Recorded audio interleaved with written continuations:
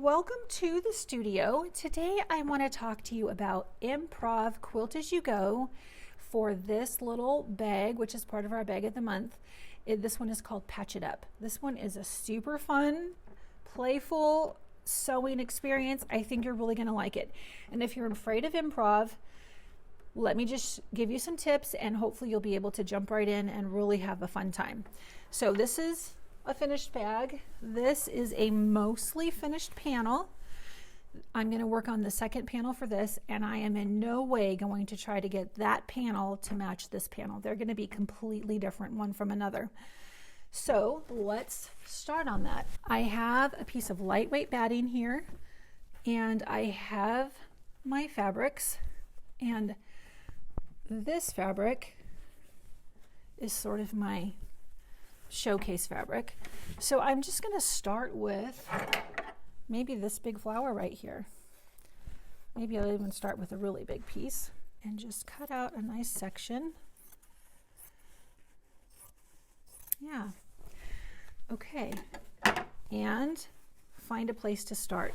Now, I just as a personal preference, I do not like to start in the center on a project like this. I always prefer off center, but that's going to be completely up to you and what you really like. And I am going to start, I think, about here.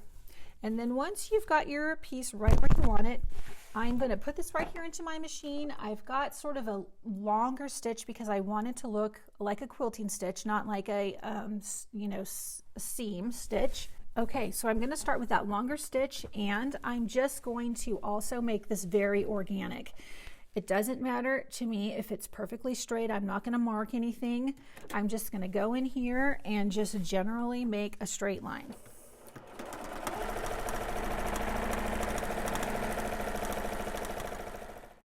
And then I'm going to add a few more.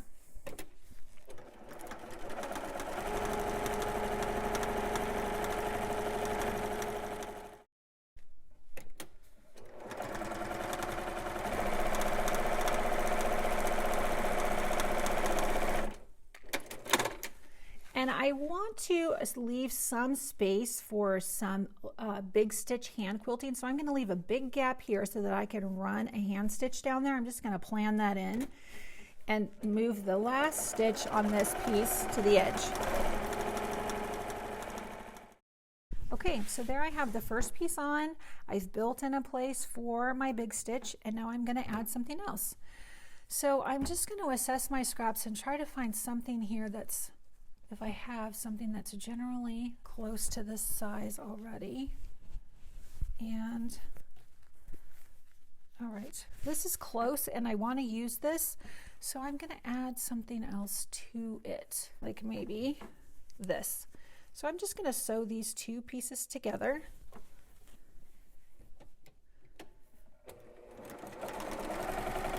And then I'm going to use them to fill this space here. And when I do that, the one thing that I want to make sure and do is to open this seam. Leaving it closed will work, but it just adds some extra bulk. So just finger press that open when you sew it down, and it will make for a nicer finish. And I'm going to sew this in. I'm going to trim off the extra. And I did increase my stitch length to make it look more like it's a quilted stitch length here, and I left that here even for the piecework. I'm not switching back and forth between a proper piecing stitch and a quilting stitch. They're the same stitch. And do you see how this is not exactly straight? It's perfectly fine. I'm going to come back in here and add a few lines of quilting.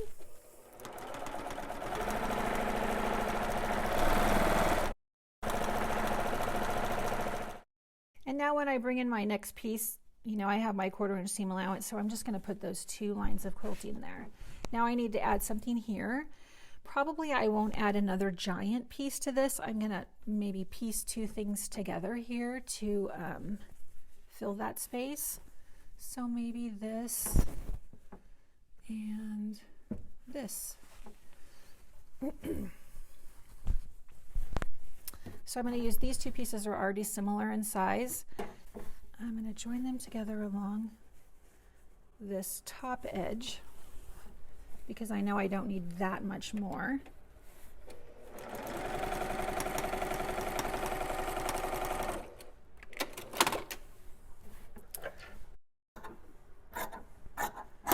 Trim that down, and do you see it's all just very loose? It's very improvisational. I can put it on this way, this way. Do you see how the seam here is not straight? I'm just going to straighten it up here by backing this up, going with my shortest edge, and then just letting that right there hang over. Open my seam and then piece this in.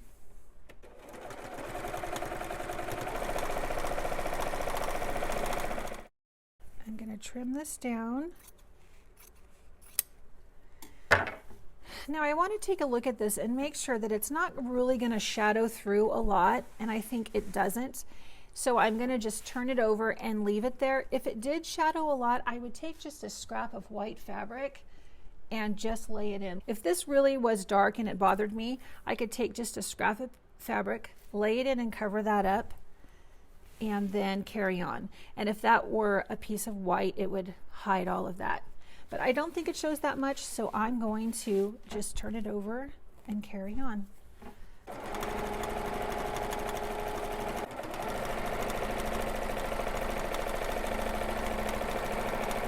I'm going to leave another space for some hand stitching.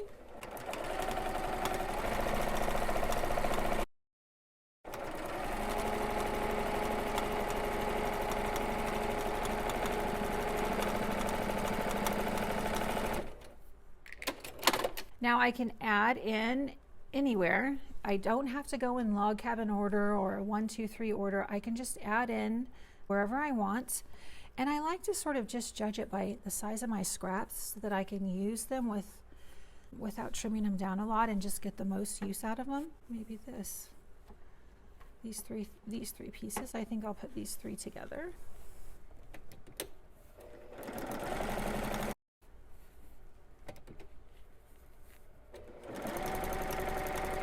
Okay, now I'm going to line it up from the bottom, but it could be lined up from the top too. And sew this piece in, making sure to open these seams as I get to them.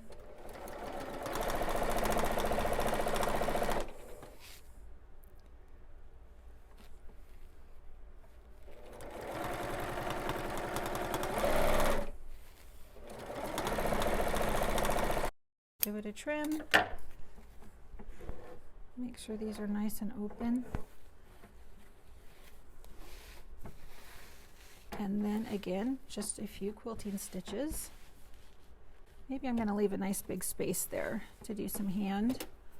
Big stitch.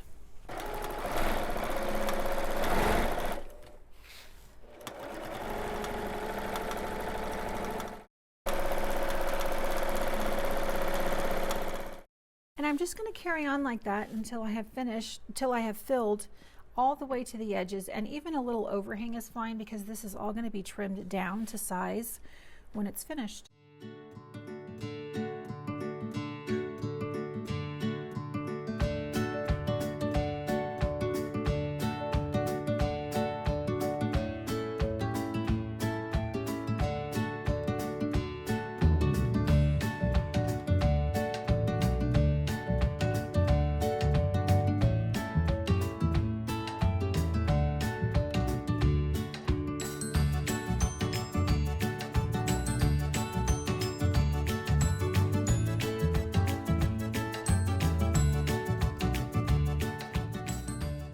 And that is truly how simple it is to just randomly piece this together in a quilt-as-you-go method.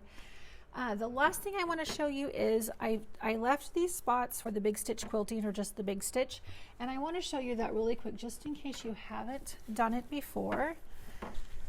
I've started here, and hopefully in this light you can see, but there's a nice line of big green stitches here, and I'm working on one here. I'm just using pearl cotton. I think this is probably an 8, size 8. But you could use embroidery floss or maybe a nice heavy Aurifil thread or whatever you like. This is what I have on hand, and I like how it looks and how it gives this sort of scrunchy texture. So this is what I'm using. And all you're going to do is just really take a running stitch. I'm using a big needle and a big thread, so I don't usually take more than 3 stitches at a time. Otherwise, it's just hard to pull through. And I'm just going to pull those through. Make sure that they're not gathered. Like, just smooth it out. And then 3 more stitches. And you're just going to work your way across your piece, filling in the spaces that you've left. You could, of course, do something much more decorative than just a running stitch, but I like this a lot, so it's what I'm doing.